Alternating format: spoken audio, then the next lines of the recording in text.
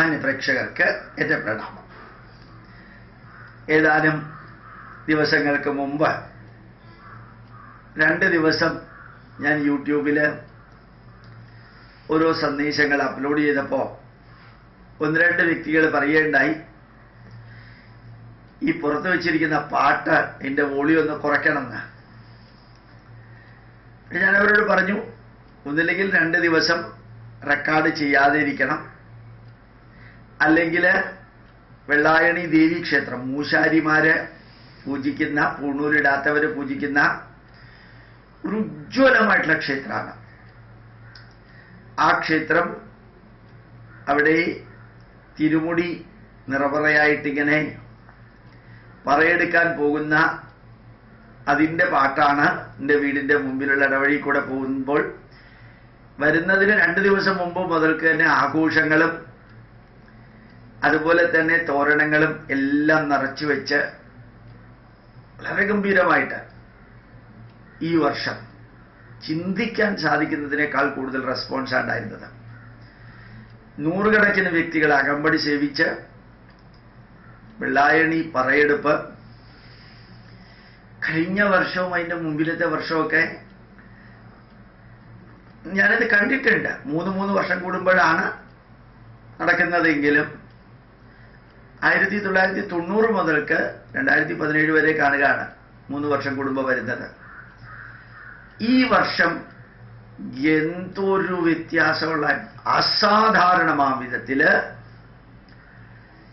എല്ലാ വ്യക്തികളും സ്വീകരിക്കാനും നമ്മുടെ ഇൻഡസ്ട്രിയൽ എസ്റ്റേറ്റ് റോഡും ഈ പ്രദേശവും മൊത്തം അസാധാരണമായ വിധത്തിൽ ഡെക്കറേറ്റ് ചെയ്യാനും അതൊരു ദേശീയ ഉത്സവം പോലെ ഓരോ മുക്കിലും മൂലയിലും ആഘോഷിക്കാനും ഈ വെള്ളായണി ദേവിയുടെ നിറവറ വയ്ക്കാന്ന് വെച്ചാൽ 40,000-40,000 രൂപ ചെലവാണ്. വലിയ കോസ്റ്റ്ലിയാണ്. അതൊന്നും വകവയ്ക്കാതെ CITU-കാരും INTUC-കാരും റോഡ് സൈഡിൽ ഇത് വെക്കുക, പിന്നെ വീടുകളിൽ വെക്കുക. പണക്കാരും പാവപ്പെട്ടവരും ഒരേപോലെ അതിനു വേണ്ടിയിട്ട് പൈസ ചെലവാക്കുക. 21ാം നൂറ്റാണ്ടിൽ യുക്തിവാദികളും നിരീശ്വരവാദികളും ഉറഞ്ഞു തുള്ളിയിട്ടും ഭക്തിയുടെ പരമകാഷ്ഠയിലേക്ക്, പ്രായോഗിക ഭക്തിയാണ്, താത്വിക ഭക്തിയല്ല, എന്നാലും ആ ദേവിയെ കൊണ്ടുവരാൻ വേണ്ടിയിട്ട് ഡിവോഷനും ഡെഡിക്കേഷനും. അതിൻ്റെ മറ്റൊരു പതിപ്പാണ് ഞാൻ നേരത്തെ പറഞ്ഞ ആറ്റുകാൽ ഭഗവതി ക്ഷേത്രത്തിൽ 10-45 ലക്ഷം പേര് വരിക. 2-3 ദിവസം മുമ്പ് തന്നെ അമ്പലത്തിൻ്റെ അടുത്തുള്ള പ്രദേശങ്ങളിൽ തമ്പടിക്കുക. ആയിരക്കണക്കിന് വീട്ടുകാരും സന്നദ്ധ സേവകരും ഭക്ഷണം ഉണ്ടാക്കി കൊടുക്കുക. ഇതിൽ ജാതിയോ മതമോ ഇസമോ ഇല്ലാതെ സഹകരിക്കുക. 14 ഇഞ്ച് പൊക്കമുള്ള ഒരു വിഗ്രഹത്തിന്റെ പേരിലാണ് ഇതെല്ലാം നടക്കുന്നത്.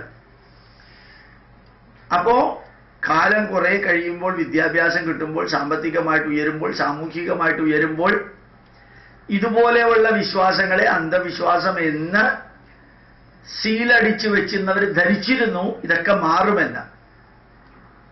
പക്ഷേ അറിയാതെ നീ ആദിയിലേക്ക് ഒഴുകുന്ന ഒരു കാഴ്ച ധന്യമായിരുന്നു ശരിക്കും.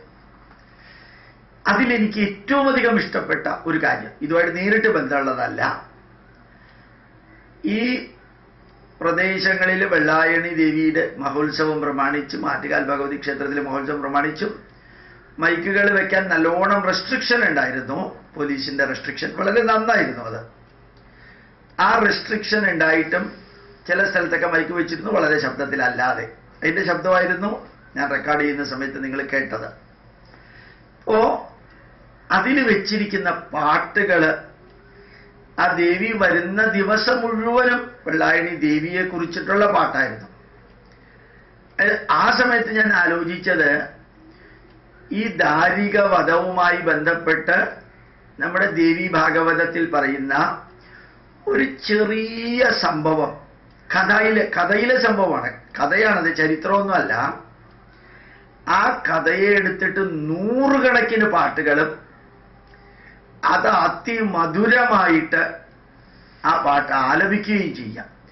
ഒരു കഥയിലെ ഒരു വിഷയമെടുത്ത് എത്ര കവിതകളാണ്, എത്ര സംഗീതമാണ് ഉണ്ടായതെന്ന് നോക്കുക.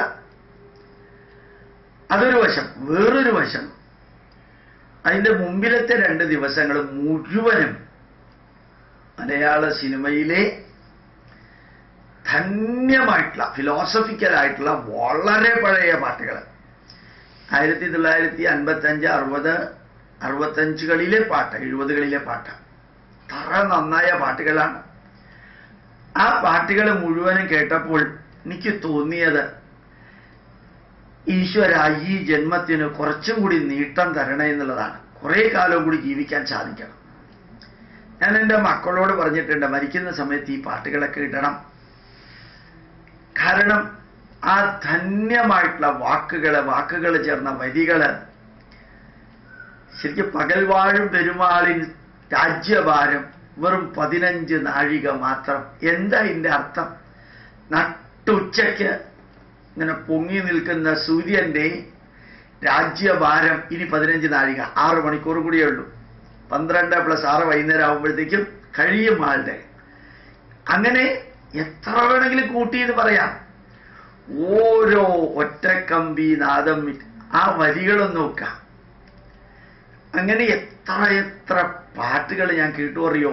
എല്ലാം കേട്ടുകൊണ്ടാണ് എൻ്റെ ജീവചരിത്രത്തിൻ്റെ 5ാമത്തെ വോളിയം അത് ഞാൻ കരഞ്ഞുകൊണ്ടാണ് എഴുതിയത്. അത്രയും വേദന അനുഭവിച്ചുകൊണ്ടാണ് അതിലെ കണ്ടന്റുകൾ മുഴുവനും. ഞാനും എൻ്റെ ഭാര്യയും ശാരീരികവും ടെൻഷനും അതുപോലെ മാനസികമായിട്ടുള്ള പിരിമുറുക്കവും എല്ലാം കൂടി ചേർന്ന് ഈ അനുഭവിച്ചത് 2010 മുതൽക്ക് 2016 ഡിസംബർ 31 വരെയുള്ളത് എഴുതിയപ്പോൾ ഈ പാട്ടുകളായിരുന്നു അതിൻ്റെ പുറകിൽ എൻ്റെ കൈകളെ ചലിപ്പിച്ചത്. അപ്പോൾ ശരിക്ക് അതിൻ്റെ ഇടയ്ക്ക് ഏതോ 2ഓ 3ഓ പാട്ട് ഞാനും എൻ്റെ ആളും പൂമരം കൊണ്ടൊരു തോണി ഉണ്ടാക്കി എന്നുള്ള പാട്ട് വെച്ചപ്പോൾ ആരോ ചെന്ന് ഓടിച്ചെന്നത് അത് ഓഫ് ചെയ്യിച്ചു. ഇതുമാതിരിയുള്ളതൊന്നും ഇവിടെ വേണ്ട, പഴയ പാട്ടുകൾ മാത്രം മതി. എനിക്ക് അത്ഭുതം തോന്നി ആ മനുഷ്യന്റെ വികാരം. ഈ ഇടവഴിയിലും ഈ പ്രദേശത്തൊക്കെ ക്രിസ്ത്യൻസും മുസ്ലിംസും ഒക്കെ ഉണ്ട്, എല്ലാവരും ഉണ്ട്. നല്ല എഡ്യൂക്കേറ്റഡ് ആയിട്ടുള്ള ആൾക്കാരാണ്. ഒരാൾ പോലും 24 മണിക്കൂറും ഉണ്ടായിരുന്നു പാട്ടേ. ഇന്നത്തെ ദിവസം 2ാമത്തെ ദിവസം ആയപ്പോഴത്തേക്കും 11 മണിക്ക് ഓഫ് ചെയ്തു, പിന്നെ 4 മണിക്കേ ഉണ്ടായുള്ളൂ. ആരും ഒബ്ജക്റ്റ് ചെയ്തില്ല. ഒബ്ജക്റ്റ് ചെയ്യാത്തത് ശരിയോ തെറ്റോ എന്നുള്ളതൊന്നും എനിക്ക് അറിഞ്ഞൂടാ.